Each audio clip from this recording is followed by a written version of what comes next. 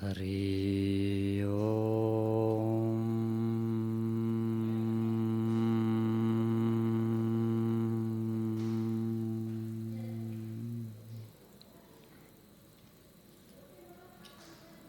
हरि ओम।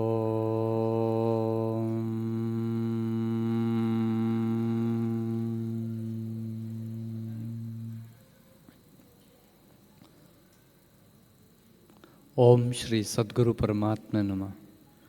श्री योग वशिष्ठ महारामायण मुमुक्षु प्रकरण 15वां सर्ग।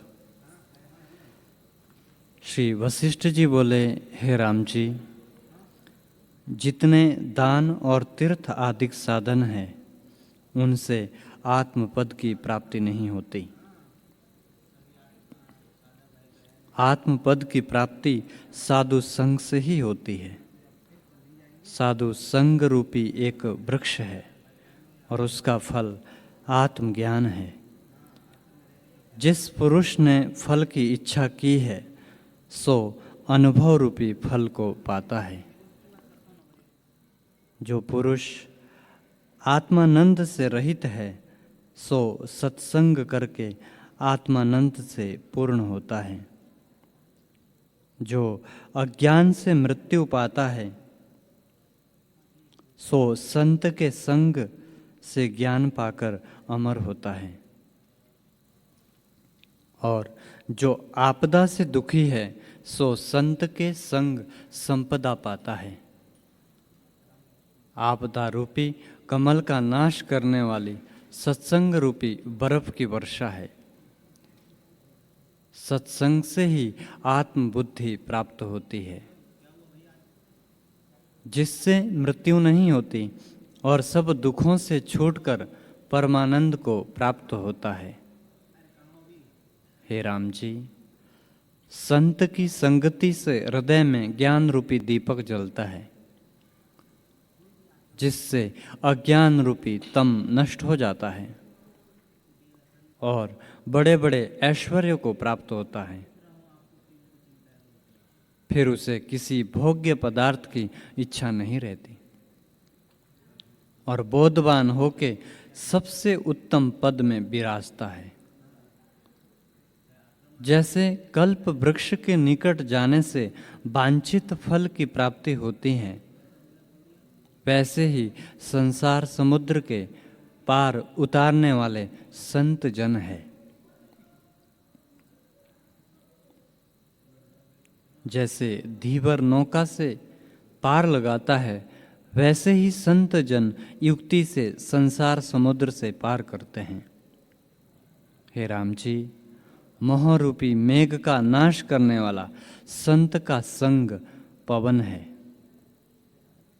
जिसको अनात्म दय आदिक से स्नेह नष्ट हुआ है और शुद्ध आत्मा में जिसकी स्थिति है वह उससे तृप्त हुआ है।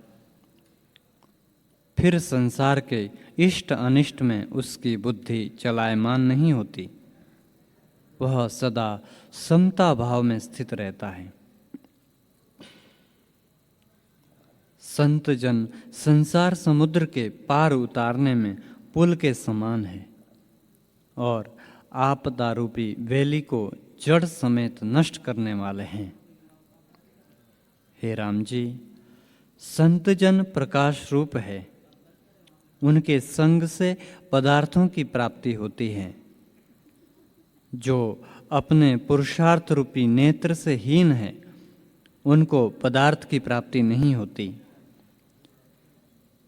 जिस पुरुष ने सत्संग का त्याग किया है वह नरक रूपी अग्नि में लकड़ी की नाई जरेगा और जिस पुरुष ने सत्संग किया है उसको नरक की अग्नि का नाश करने वाला सत्संग रूपी मेघ है। हे राम जी, जिसने सत्संग रूपी गंगा का स्नान किया है उसको फिर तप दान आदि साधनों से प्रयोजन नहीं रहता। वह सत्संग से ही परम गति को प्राप्त होगा। इससे और सब उपायों को त्याग कर सत्संग को ही खोजना चाहिए। जैसे निर्धन मनुष्य चिंतामणि आदिक धन को खोजता है, वैसे ही मुमुक्षु सत्संग को खोजता है। जो आध्यात्मिक आदि तीनों तापों से जलता है, उसको शीतल करने वाला सत्संग ही है। जैसे तपी हुई पृथ्वी मेघ से शीतल होती है, वैसे ही हृदय सत्संग से शीतल होता है। हे राम जी, मोह रूपी वृक्ष का नाश करने वाला सत्संग रूपी कुल्हाड़ा है। सत्संग से ही मनुष्य अविनाशी पद को प्राप्त होता है। जिस पद के पाने से और कुछ पाने की इच्छा नहीं रहती, इससे सबसे उत्तम सत्संग ही है। जैसे सब अप्सराओं से लक्ष्मी उत्तम है, वैसे ही सत्संग करता सबसे उत्तम है। इससे अपने कल्याण के निमित्त सत्संग करना ही तुमको योग्य है।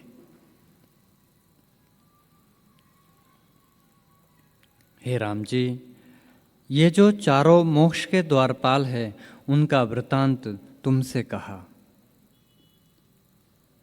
जिस पुरुष ने इनके साथ प्रीति की है, वह शीघ्र आत्मपद को प्राप्त होगा, और जो इनकी सेवा नहीं करते सो मोक्ष को ना प्राप्त होंगे।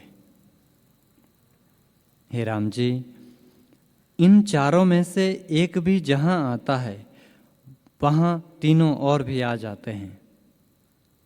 जैसे जहां समुद्र रहता है, वहां सब नदी आ जाती है, वैसे ही जहां श्रम आता है, वहां संतोष, विचार और सत्संग, ये तीनों भी आ जाते हैं। और जहां साधु संगम होता है, वहां संतोष, विचार और श्रम, ये तीनों आ जाते हैं। जहां कल्प वृक्ष रहता है, वहां सब पदार्थ स्थित होते हैं। जैसे पूर्णमासी के चंद्रमा में गुण, कला सब इकट्ठी हो जाती है, वैसे ही जहां संतोष आता है, वहां और तीनों भी आते हैं। और जहां तक विचार आता है, वहां संतोष, उपशम और सत्संग भी आ रहते हैं। जैसे श्रेष्ठ मंत्री से राज्य लक्ष्मी आस्थित होती है, वैसे ही जहां विचार होता है, वहां और भी तीनों आते हैं। उससे हे राम जी, जहां ये चारों इकट्ठे होते हैं, उसे परम श्रेष्ठ जानना। यदि ये चारों ना हो तो एक का तो अवश्य आश्रय करना। जब एक आवेगा, तब चारों आस्थित होंगे। मोक्ष की प्राप्ति के ये चार परम साधन हैं, और किसी उपाय से मुक्ति न होगी। श्लोक: संतोष परमो लाभ, सत्संग परम धनम, विचारम परम ज्ञानम, शमम च परम सुखम। हे राम जी, ये परम कल्याण करता है। जो इन चारों से संपन्न है, उसकी ब्रह्मा आदिक स्तुति करते हैं। इससे दंत को दंत लगा, इनका आश्रय करके मन को वश करो। हे राम जी, मन रूपी हस्ती विचार रूपी अंकुश से वश होता है। मन रूपी वन में वासना रूपी नदी चलती है। उसके शुभ अशुभ दो किनारे हैं। पुरुषार्थ करना यह है कि अशुभ की ओर से मन को रोक के शुभ की ओर चलाना। जब अंतर्मुख आत्मा के सम्मुख वृत्ति का प्रभाव होगा, तब तुम परम पद को प्राप्त होंगे। हे राम जी, प्रथम तो पुरुषार्थ करना यही है कि अभिचार रूपी ऊंचाई को दूर करे। जब अभिचार रूपी भेंट दूर होगा तब आप ही प्रभा चलेगा। हे राम जी, दृश्य की ओर जो प्रवाह चलता है सो बंधन का कारण है। जब आत्मा की ओर अंतर्मुख प्रवाह हो तब मोक्ष का कारण हो जाए। आगे जो तुम्हारी इच्छा हो सो करो। वशिष्ठ जी बोले, हे राम जी, ये मेरे वचन परम पावन है। विचारवान शुद्ध अधिकारी को ये परम बोध के कारण है। शुद्ध पात्र पुरुष इन वचनों को पाके सोते हैं और वचन भी उनको पाके शोभा पाते हैं। जैसे शरद काल में मेघ के अभाव से चंद्रमा और आकाश शोभा देते हैं, वैसे ही शुद्ध पात्र में ये वचन शोभते हैं और जिज्ञासु निर्मल वचनों की महिमा सुन के प्रसन्न होता है। हे राम जी, तुम परम पात्र हो और मेरे वचन अति उत्तम है।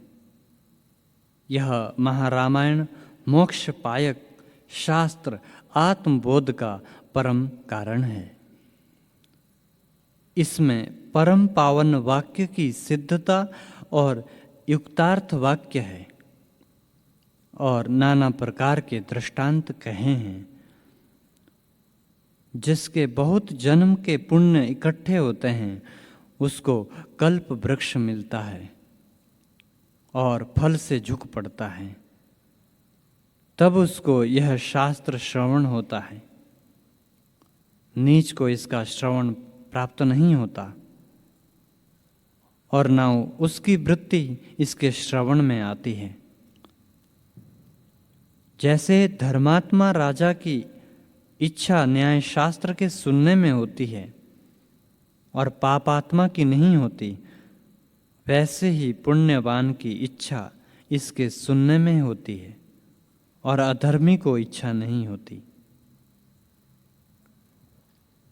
जो कोई इस मोक्ष पायक रामायण का आदि से अंत पर्यंत अध्ययन करेगा अथवा निष्काम संत के मुख से श्रद्धा युक्त सुनकर एकत्र भाव होकर विचारेगा, उसका संसार भ्रम निवृत्त हो जाएगा। जैसे रस्सी के जानने से सर्प का भ्रम दूर हो जाता है, वैसे ही अद्वैत आत्मा तत्वों के जानने से संसार भ्रम नष्ट हो जाएगा। इस मोक्ष उपायक शास्त्र के 32 सहस्त्र श्लोक और 6 प्रकरण है। पहला वैराग्य प्रकरण। वैराग्य परम कारण है। हे राम जी, जैसे मरुस्थल में वृक्ष नहीं होता और कदाचित बड़ी वर्षा हो तो वहाँ भी वृक्ष होता है, वैसे ही अज्ञानी का हृदय मरुस्थल की नाई है। उसमें वैराग्य वृक्ष नहीं होता, पर जो इस शास्त्र की बड़ी वर्षा हो तो वैराग्य वृक्ष उसमें उत्पन्न होता है। इस वैराग्य प्रकरण के 1500 श्लोक हैं। उसके अनंतर मुमुक्षु व्यवहार प्रकरण है। उसके परम निर्मल वचन है। जैसे मलिन मणि मार्जन करने से उज्जवल हो जाती है, वैसे ही इन वचनों से मुमुक्षु का हृदय निर्मल होता है और विचार के बल से आत्मपद पाने को समर्थ होता है। इसके 1000 श्लोक हैं। इसके अनंतर उत्पत्ति प्रकरण के 5000 श्लोक हैं। उसमें बड़ी सुंदर तथा दृष्टांतों सहित कही है। जिनके विचार से जगत की उत्पत्ति का भाव मन से चला जाता है, अर्थात इस जगत का अत्यंत अभाव जान पड़ता है। हे राम जी, इस जगत में जो मनुष्य, देवता, दैत्य, पर्वत, नदी आदि और स्वर्गलोक, पृथ्वी, अप, तेज, वायु, आकाश आदि स्थावर जंगम अज्ञान से भासते हैं, इनकी उत्पत्ति कैसे हुई?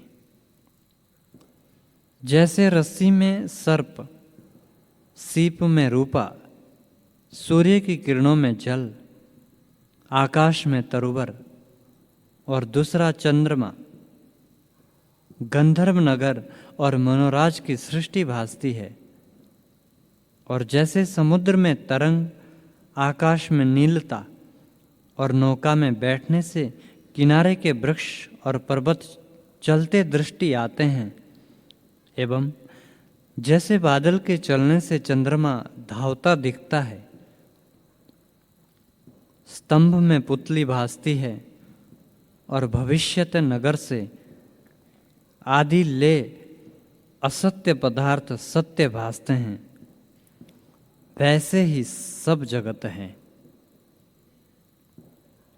अज्ञान से अर्थाकार भासता है और अज्ञान से ही इसकी उत्पत्ति दिखती है और ज्ञान से लीन हो जाता है।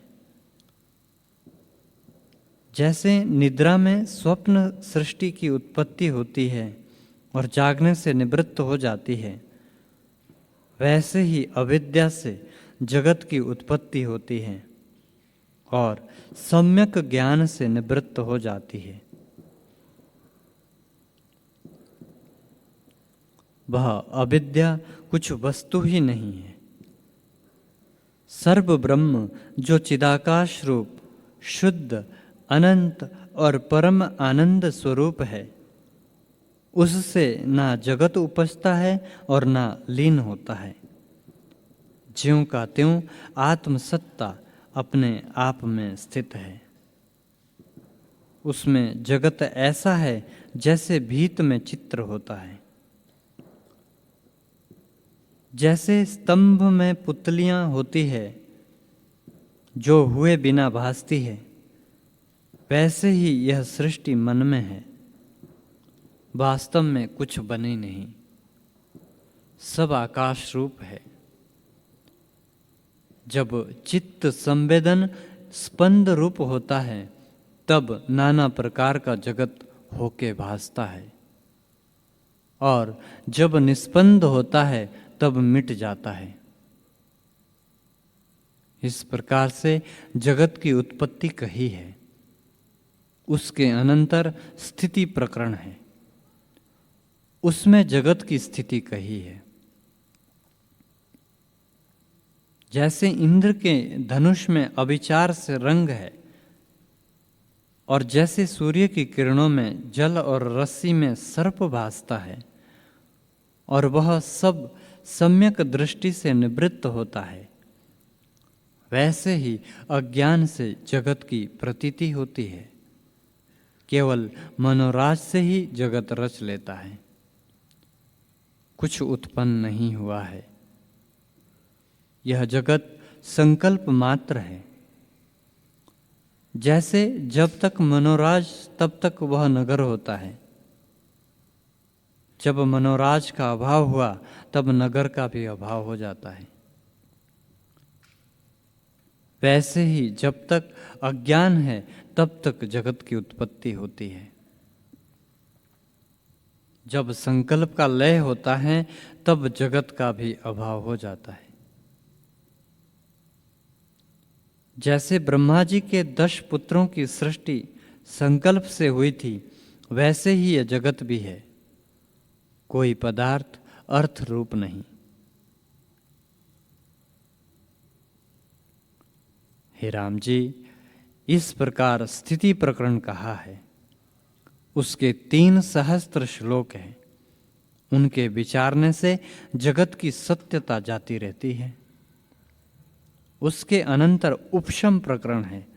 उसके 5 सहस्त्र श्लोक हैं।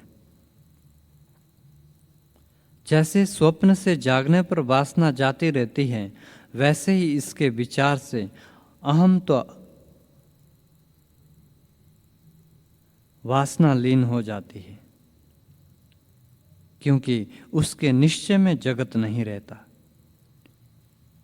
जैसे एक पुरुष सोया है, उसको स्वप्न में जगत भासता है, और उसके निकट जो जागृत पुरुष है, उसको स्वप्न का जगत आकाश रूप है। तो जब आकाश रूप हुआ तब वासना कैसे रहे, और जब वासना नष्ट हुई तब मन का उपशम हो जाता है। तब देखने मात्र उसकी सब चेष्टा होती है और मन में पदार्थों की इच्छा नहीं होती। जैसे अग्नि की मूर्ति देखने मात्र होती है, अर्थाकार नहीं होती, वैसे ही उसकी चेष्टा होती है।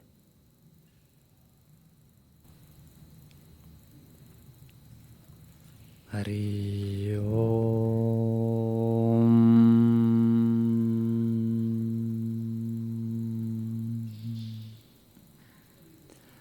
ओम सहनावतु सहना भुनक्तु सह वीर्यं करवावहै तेजस्विनामधीतमस्तु मा विद्विषावहै। ओम शांति शांति शांति। श्री सद्गुरुदेव भगवान की जय।